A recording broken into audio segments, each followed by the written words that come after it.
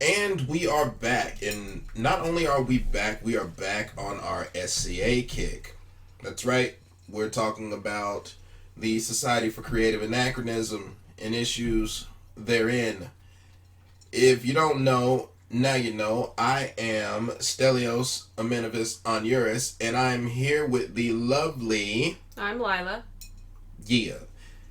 And we are Stelios and Lilah, and we are doing real talk about real geek stuff. And in our last SCA podcast, we talked about why new members don't tend to stick around. Yeah, why you'll see someone come and check it out and maybe show up to a couple of events or some fighter practices, and then you never see them again. Poof, gone. We talked about why does that happen.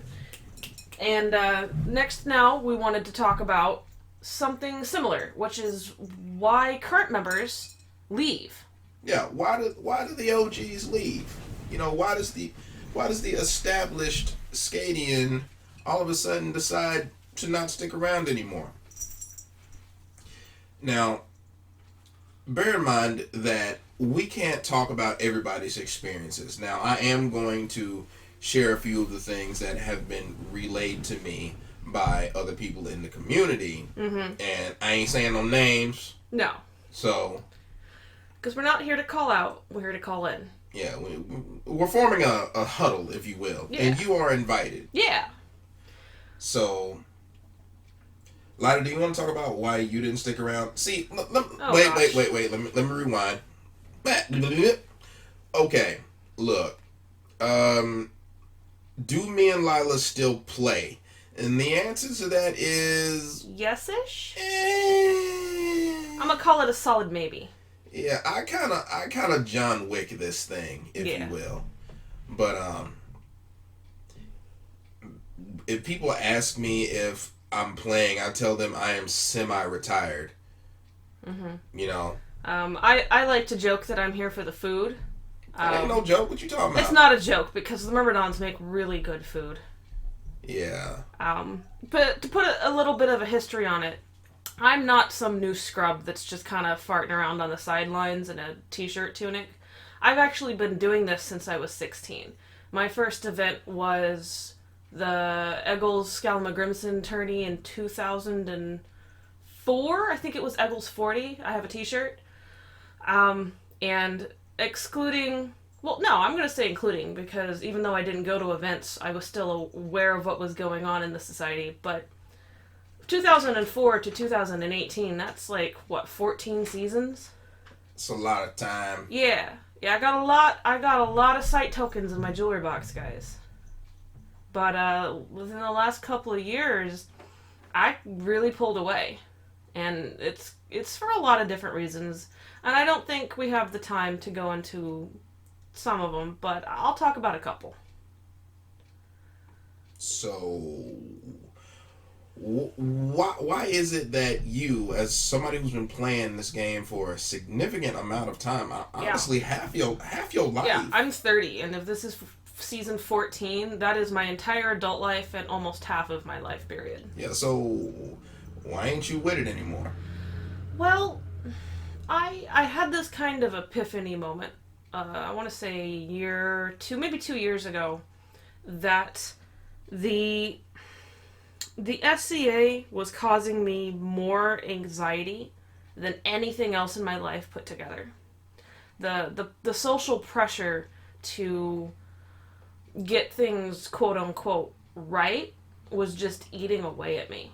It was a lot of personal issues as well. I will definitely admit to that. I'm not exactly a saint or anything. Everyone's got problems.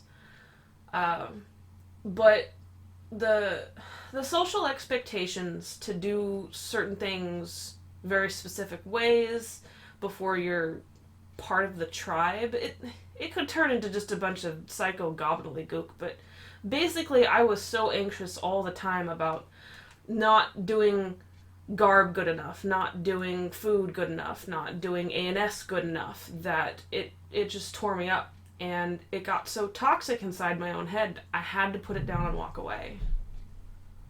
That's heavy. It kind of is, yeah. But I've gone the other way entirely, and now I just don't give a fuck. Like, if you see me at events, I'm going to be wearing garb-like pajamas and day drinking. That's funny. I think there are many reasons why people leave, and I think some of the stuff you expressed can definitely be cited for a lot of people. Mm-hmm. The thing is, this isn't just your story. No. There are lots of people who have pulled up the stakes and left for similar reasons, if not the exact same reasons. But one of the reasons that was actually sent to me via message in our inbox, the reason why this particular lady left was because of, well, one of the main reasons was age. Yeah, I mean, the SCA is still camping, and it's out in, like, cow fields on someone's back patty. That is very difficult for older people, especially people with disabilities, to get to and comfortably move around the site. And there's only so much that can be done to accommodate that, aside from having more events at places like...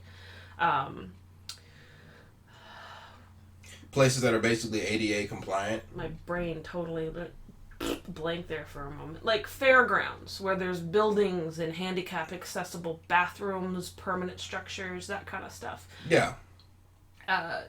So, you know, there's some things that can be done, but yeah, I know a lot of people off the top of my hand that just played less and less over the years because it got harder for them to even make it out.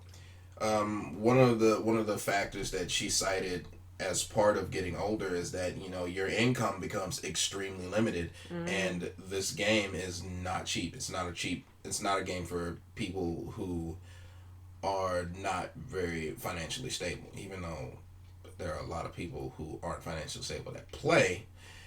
It's still, you know, it doesn't help. Yeah, to do well in this game, it takes a lot of resources. Yeah. And if you find yourself asking, am I going to go to the event this month, or am I going to be short on rent, then this probably isn't a good hobby for you to be investing in heavily right now. If you got to ask that question, you are fucking up. Well, I agree. I was trying to be a little bit nice about it. No. Screw that. If you are deciding whether or not you are going to go to Grand Thing or whether or not you are going to pay your rent, you are fucking up, and you need to adjust your priorities. Yeah, okay. I'll get on board with that.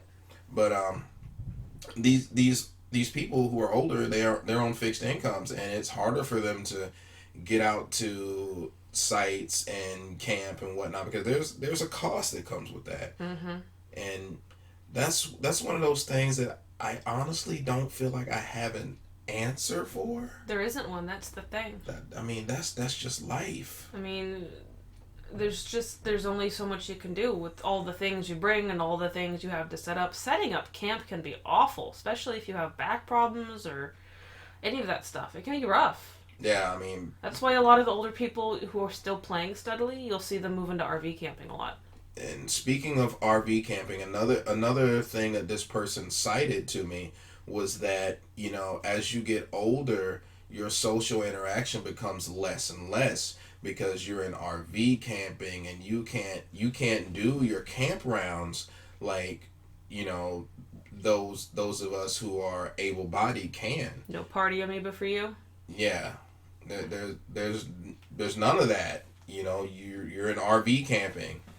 Or if you've got a hover round or something like that, you know, you can get around as long as the batteries are good and as long as the site's not crap as far as that goes. Yeah. And that sucks because I've been through RV camp, and I mean, if you really want to get a good night's sleep, RV camp is the place to be because it's quiet. Nothing but the occasional generator running, and that's frankly ignorable with a pair of earplugs. Yeah. You know, and when she reached out and she talked about this, I really felt bad for her because she wants to participate and she wants to be involved, but she knows that the way life is set up right now, for her it's just getting harder and harder, and she's eventually gonna have to step away. Another thing she talked about as far as the social aspect goes, she felt bad sometimes for wearing her really really good garb because she felt like it intimidated people, and to a degree it might, but that's something that's wrong with them and not necessarily wrong with her, because she put in the work to make that garb or to have that garb commissioned. Who are we to tell her not to wear it? No damn body, that's who. Pretty much. I mean, that's really unfortunate she feels that way. But I think that's a direct result of other people who have had this top tier style garb and have sneered at, folks who haven't been able to achieve that. Yeah. Yes, you are out there. Yeah. Yes, you are guilty. If you feel your booty itching when I'm talking about it, because I'm talking about you. And you know who you are. That's honestly one of the factors that fed into me. Yeah. I'll be honest again, I'm a hard nut to crack when it comes to garb. To be honest, I have no desire to wear most of it. Since about age, I want to say 7, I've rejected skirts and dresses. I don't like the way I look in skirts and dresses. I do. Well, I'm happy for you, but I don't. So that's a problem because 99.9% of women's garb in the SCA is skirts and dresses and big flappy tunics and stuff, and it's like, I don't really want to go slopping around camp to meet people if I feel like a beach ball wrapped in a towel and a spare piece of rope. Like, that's not fun to me. That's frustrating. It's a really fucked up video. So I've done research and tried different things. I tried Old English, I tried Old German, I tried Japanese, I tried like kind of Ottoman Persian. I've kind of given up because nothing feels right for me. And I think it's not just the personal issues, but it's that high expectations for the pretty garb, and everyone wants prettier garb, and everyone wants nicer garb, and like, that's expensive, and that's time consuming, and if you don't know how to sew, that's very time consuming to try and teach yourself, to try and learn. Like, I got lucky teaching myself to sew Japanese garb because kimonos are like giant pillowcases. They're one of the easiest damn things to sew. Maybe I should make a few of those. I can show you how. The sleeves are a little tricky at the shoulder, but it's not hard to do. We are reaching the 13-minute mark, so at this point in time, I am going to terminate this, and we are going to come back in another video. So stick around for part 2. All right.